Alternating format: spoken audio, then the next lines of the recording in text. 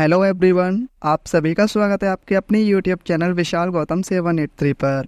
आज है 3 सितंबर 2024 और आज की इस वीडियो में मैं आपके लिए लेकर आया हूँ 3 सितंबर 2024 के डेली करंट अफेयर्स के कुछ इंपॉर्टेंट क्वेश्चंस।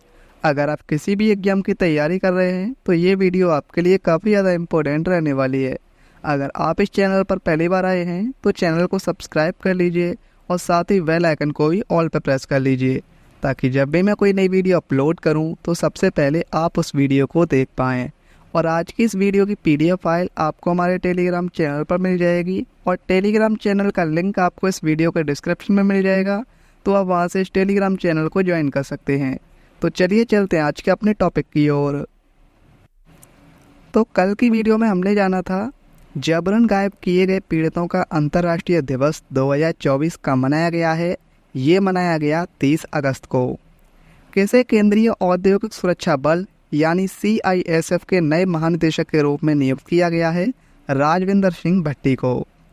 किस देश ने SAFF यानी South Asian Football Federation under twenty championship football tournament का खिताब जीता है? बांग्लादेश ने। अगस्त 2024 में किसे सीमा सुरक्षा बल यानी BSF बॉर्डर सिक्योरिटी फोर्स के महानिदेशक के रूप में नियुक्त किया गया है? दलजीत सिंह चौधरी को। किसके द्वारा heroes of the Indian air force नामक नई श्रृंखला की पहली कॉमिक बुक लॉन्च की गई है? विवेक राम चौधरी जी के द्वारा। केंद्र सरकार ने राष्ट्रीय औद्योगिक गलियारा विकास कार्यक्रम के तहत कितने नए औद्योगिक स्मार्ट शहरों को मंजूरी दी है? 12। मनु भाकर शूटिंग रेंज का उद्घाटन कहाँ पर हुआ है? मध्य प्रदेश के ग्वालियर में। 8वें धर्म सम्मेलन 2024 का आयोजन कहाँ पर हुआ है? अहमदाबाद में। भारत का पहला स्वदेशी रूप से विकसित प्रदूषण नियंत्रित पोत समुद्र प्रताप कहाँ लॉन्च किया है? सही आंसर है गोवा में। अगस्त 2024 में किसने जलवायु परिवर्तन से निपटने के लिए पानी के नीचे चलने वाले रोबोट डिजाइन किए हैं? नासा ने। केंद्रीय महिला एवं बाल विकास मंत्री अन्नपूर्णा देवी ने महिलाओं के लिए कार्यस्थल सुरक्षा बढ़ाने के लिए शी बॉक्स पोर्टल कहाँ लॉन्च किया है? नई दिल्ली में। विश्व स्वास्थ्य संगठन ने किसे नेपाल का पहला स्वस्थ शहर और एशिया का दूसरा सबसे स्वस्थ शहर घोषित किया है? धुलीखेल को। तो अब हम आते हैं आज के अपने प्रश्नों की ओर और आज का हमारा पहला क्वेश्चन है, हाल ही में अरब सागर में चक्रवात आए, असना चक्रवात का नाम किस देश ने दिया है? सही आंसर इस क्वेश्चन का ऑप्शन बी, पाकिस्तान।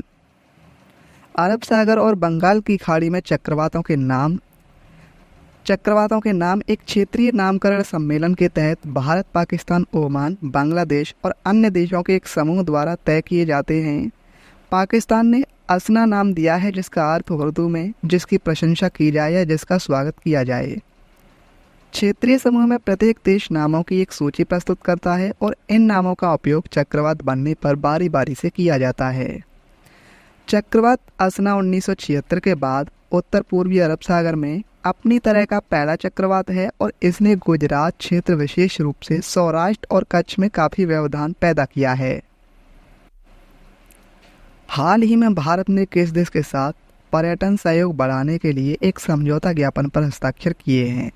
सही आंसर इस क्वेश्चन का ऑप्शन सी, मलेशिया। भारत और मलेशिया ने हाल ही में पर्यटन में सहयोग बढ़ाने के लिए एक समझौता ज्ञापन यानी MOU पर हस्ताक्षर किए हैं। MOU का उद्देश्य दोनों देशों के बीच पर्यटन उत्पादों और सेवाओं को बढ़ावा देना है। इनमें पर्यटन अनुसंधान, प्रशिक्षण और विकास के विस्तार जैसे उद्देश्य शामिल हैं। बात करें हम मलेशिया की, तो मलेशिया की जो राजधानी है वो है कुआलालंपुर और मुद्रा वहाँ की रिंगित और प्रधानमंत्री हैं अनवर इब्राहिम। हाल ही में शी बॉक्स पोर्टल किस मंत्रालय ने लॉन्च किया है? सही आंसर है ऑप्शन ए, महिला बाल विकास मंत्रालय ने। उद्देश्य है कार्यस्थल पर यौन उत्पीड़न की शिकायतों को दर्ज करने और उनकी निगरानी के लिए एक केंद्रीकृत मंच प्रदान करना है। शी बॉक्स पोर्टल को कार्यस्थल पर यौन उत्पीड़न की शिकायतों के प्रबंधन के लिए एक केंद्रीकृत मंच के रूप में डिजाइन किया गया है। यह सुनिश्चित करता है कि शिकायतों को सुरक्षित रूप से दर्ज किया जा सके और कुशलतापूर्वक ट्रैक किया जा सके। पोर्टल का उद्देश्य शिकायतों की वास्तविक समय की निगरानी और समय पर समाधान को सुविधाजनक बनाना है। और महिला बाल विकास मंत्री हैं अन्नपूर्णा देवी। आगामी एशियाई चैंपियंस ट्रॉफी 2024 का आयोजन कहां पर किया जाएगा? सही आंसर है ऑप्शन बी, राजगीर में। हॉकी इंडिया के अनुसार महिलाओं की एशियाई चैंपियंस ट्रॉफी 2024 इस वर्ष 11 नवंबर से 20 नवंबर के बीच बिहार के राजगीर हॉकी स्टेडियम में शुरू होगी। हुरून इंडिया रिच लिस्ट 2024 के अनुसार भारत के सबसे अमीर व्यक्ति के रूप में किसे स्थान दिया गया है? सही आंसर है ऑप्शन बी, गौतम अडानी को। गौतम अडानी ने मुकेश अंबानी को पछाड़कर शीर्ष स्थान हासिल किया। उनकी संपत्ति 95% बढ़कर लगभग 11.6 लाख करोड़ हो गई। अडानी परिवार ने अपनी टोटल वेल्थ में पिछले एक साल में 5,65,503 करोड़ रुपए का इजाफा किया है। अडानी फैमिली ने अंबानी परिवार को पीछे छोड़कर देश की सबसे धनवान फैमिली बन गई है और अंबानी परिवार की संपत्ति 10.15 लाख करोड़ रुपए है। एक साल में इसमें 25% की बढ़ोतरी हुई है। हाल ही में समाचारों में देखा गया फरक्का बैराज किस नदी पर स्थित है? सही आंसर है ऑप्शन बी, गंगा नदी पर। बांग्लादेश चल रही मानसूनी बारिश और बाढ़ वाली नदियों के कारण गंभीर बाढ़ का सामना कर रहा है। देश आंशिक रूप से पश्चिम बंगाल भारत में फरक्का बैराज के द्वारों के खुलने पर बाढ़ का दोष देता है। भारत के विदेश मंत्रालय ने फरक्का बैराज और बाढ़ के बीच किसी भी संबंध से इनकार किया है। बांग्लादेश सीमा से 18 किलोमीटर दूर स्थित फरक्का बैराज ने 1975 में परिचालन शुरू किया और इसका उद्देश्य फरक्का नहर में पानी को मोड़ना है ताकि भागीरथी हुगली नदी से गाद को बहाया जा सके, जिससे कोलकाता बंदरगाह को मदद मिलती है। 1996 की गंगा जल संधि और पिछले समझौतों का उद्देश्य भारत और बांग्लादेश के बीच साझा जल का प्रबंधन करना है। किस हवाई अड्डे पर भारत का सबसे बड़ा किफ़ायती एरो लाउंज लॉन्च किया गया है? सही आंसर इस क्वेश्चन का option B, Kochi international airport. Kochi अंतर्राष्ट्रीय हवाई अड्डे पर एरो लाउंज का उद्घाटन किया जाना है।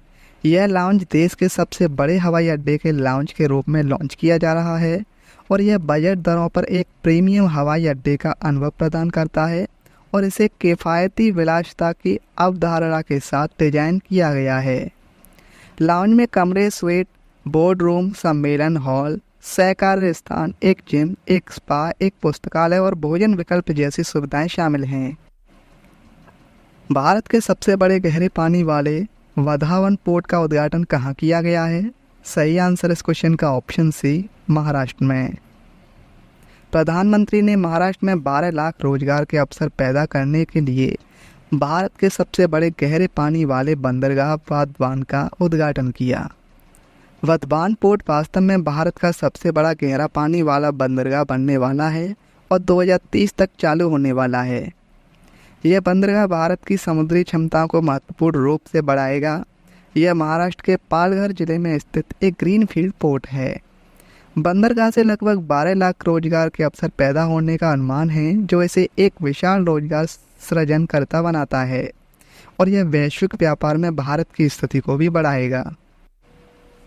भारत का पहला स्वदेशी रूप से विकसित प्रदूषण नियंत्रण पोत समुद्र प्रताप कहाँ लॉन्च किया गया है? सही आंसर है इस क्वेश्चन का ऑप्शन ए, गोवा में। भारत के भारतीय तटरक्षक बल आईसीजी ने गोवा में अपना पहला स्वदेशी रूप से विकसित प्रदूषण नियंत्रण पोत समुद्र प्रपात लॉन्च किया है। गोवा शिपयार्ड लिमिटेड द्वारा निर्मित इस पोत का उद्देश्य भारत के समुद्र तटों पर तेल रिसाव को रोकना है। इस पोत की लंबाई 114.5 मीटर, चौड़ाई 16.5 मीटर है और इसका विस्थापन 4170 टन है।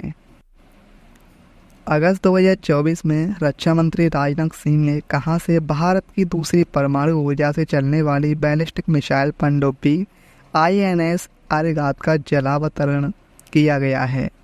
सही आंसर इस क्वेश्चन का ऑप्शन बी, आंध्र प्रदेश के विशाखापट्टनम में। रक्षा मंत्री राजनाथ सिंह ने विशाखापट्टनम में भारत की दूसरी परमाणु ऊर्जा चलने वाली बैलिस्टिक मिसाइल पनडुब्बी INS अरिहंत को कमीशन किया है। यह भारत की परमाणु प्रतिरोधक क्षमता और दूसरे हमले की क्षमता को एक महत्वपूर्ण बढ़ावा देगा। 750 किलोमीटर की रेंज वाली K-15 परमाणु बैलिस्टिक मिसाइलों के लैस यह पनडुब्बी भारत की रणनीतिक कमान के तहत इंडो पैसिफिक में गश्त करेगी। भारतीय राष्ट्रीय चैंपियनशिप 2024 का खिताब किसने जीता है? ऑप्शन ए कार्तिक वेंकट रमन ने। हरियाणा शतरंज संघ द्वारा आयोजित इस प्रतियोगिता में कार्तिक वेंकट रमन ने 911 अंक प्राप्त करके भारतीय राष्ट्रीय चैंपियनशिप का 61वां संस्करण जीत लिया है। कार्तिक वेंकट रमन की राष्ट्रीय चैंपियनशिप में यह दूसरी जीत है। उन्होंने 2022 में भी यह टूर्नामेंट जीता था और सूर्य गांगुली और नीलाश शाह दूसरे और तीसरे स्थान पर रहे हैं।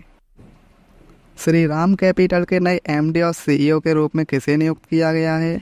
सही आंसर है ऑप्शन बी सुभाश्री को। श्री राम ग्रुप की holding company Shri Ram capital ने सुभाश्री को अपना नया प्रबंध निदेशक और सीईओ नियुक्त किया है। सुभाश्री पहले संयुक्त प्रबंधन निदेशक के पद पर कार्यरत थीं। श्री राम कैपिटल लिमिटेड एक पब्लिक लिमिटेड कंपनी है जिसे कंपनी अधिनियम के तहत शेयरों द्वारा सीमित कंपनी के रूप में शामिल किया गया है। बात करें अब स्टैटिक जीके की। लोकसभा के प्रोटेम स्पीकर की नियुक्ति किसके द्वारा की जाती है? राष्ट्रपति के द्वारा। सर्वोच्च न्यायालय से परामर्श करने की राष्ट्रपति की शक्ति का उल्लेख किस अनुच्छेद में किया गया है? अनुच्छेद 143 में। वह कौन सी घटना है जिसके कारण व्यापारिक पवनें कमजोर हो जाती है? El Nino. कुमाऊं हिमालय किन दो नदियों के बीच स्थित है? सतलज नदी और काली नदी के बीच। विश्व में हरित क्रांति के जनक कौन कहे जाते हैं? Norman Borlaug. खजुराहो नृत्य महोत्सव की शुरुआत किस वर्ष की गई थी? 1975 में। विश्व जल दिवस कब मनाया जाता है? 22 मार्च को। दक्षिण भारत में मंदिर वास्तुकला की द्रविड़ शैली की शुरुआत करने वाला पहला राजवंश कौन था? पल्लव वंश।